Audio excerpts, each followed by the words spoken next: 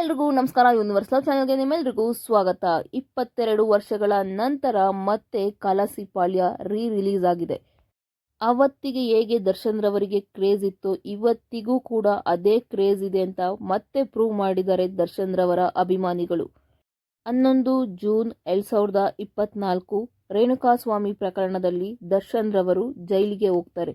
ಇಲ್ಲಿಗೆ ಅವರು ಹೋಗಿ 2 ವರ್ಷಗಳು ಕಳೀತಾ ಬಂತು. ಇಲ್ಲಿಯವರೆಗೂ ಕೂಡ ಯಾವುದೇ ರೀತಿಯ ತೀರ್ಪು ಬಂದಿಲ್ಲ.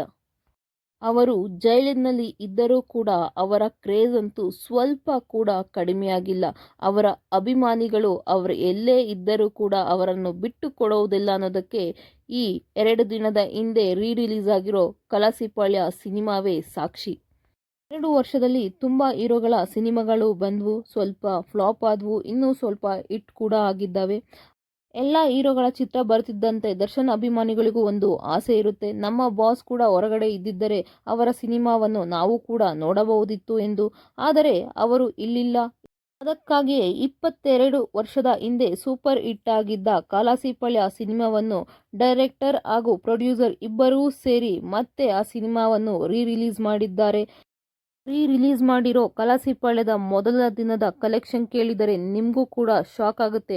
ಯಾಕಂದರೆ ಈಗ ಬರ್ತಿರೋ ಹೊಸ ಸಿನಿಮಾಗಳು ಕೂಡ ಈ ರೇಂಜ್ಗೆ ಓಡೋದಿಲ್ಲ, ಅಂದರೆ ಹೌಸ್ಫುಲ್ ಕೂಡ ಆಗೋದಿಲ್ಲ. ಫುಲ್ಲು ಹೌಸ್ಫುಲ್ ಕೂಡ ಆಗಿದೆ ಈ ಸಿನಿಮಾ.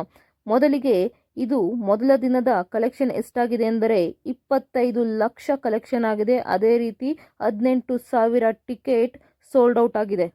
ಯಾವ ರೇಂಜ್ಗೆ ನಮ್ಮ ಜನಗಳು ದರ್ಶನ್ ರವರನ್ನು ಪ್ರೀತಿಸುತ್ತಾರೆ ಅನ್ನೋದಕ್ಕೆ ಇದೇ ಕಾರಣ.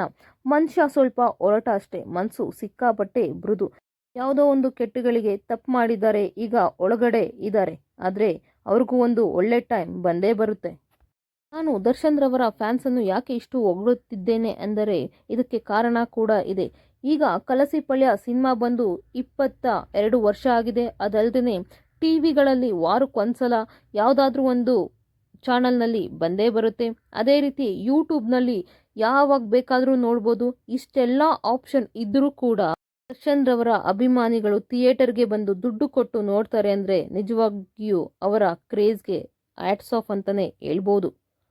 ನಮ್ಮ ಕರ್ನಾಟಕದ ಜನ ಯಾಕೆ ದರ್ಶನ್ ರವರನ್ನು ಇಷ್ಟು ಪ್ರೀತಿಸುತ್ತಾರೆ ಗೊತ್ತಾ? ಇದಕ್ಕೆ ಕಾರಣ ಕೂಡ ಇದೆ. ದರ್ಶನ್ ರವರು ನಿಜವಾಗಿಯೂ ಸ್ವಲ್ಪ ಒರಟ ಅನ್ನೋದನ್ನು ಬಿಟ್ಟರೆ ಮೂಕ ಪ್ರಾಣಿಗಳನ್ನು ಅಷ್ಟೇ ಚೆನ್ನಾಗಿಯೇ ಸಾಕುತ್ತಾರೆ. ಅದೇ ರೀತಿ ಎಷ್ಟೋ ಬಡ ಜನರಿಗೆ ಹೆಲ್ಪ್ ಮಾಡಿದ್ದಾರೆ, ಅದು ಇಲ್ಲಿಯವರೆಗೂ ಕೂಡ ಹೊರಗಡೆ ಬಂದಿಲ್ಲ. ಅವರು ಮೊದಲೇ ಹೇಳ್ತಾರಲ್ಲ, ಬಲಗೈದಲ್ಲಿ ಕೊಟ್ಟಿದ್ದು ಎಡಗೈಗೆ ಗೊತ್ತಾಗಬಾರ್ದು ಅಂತ. ಅದೇ ರೀತಿ ಇವರು ಕೂಡ ಆದಷ್ಟು ಬೇಗ ಅವರು ಹೊರಗಡೆ ಬರಲಿ ಎಂದು ಆಶಿಸೋಣ. Thank you.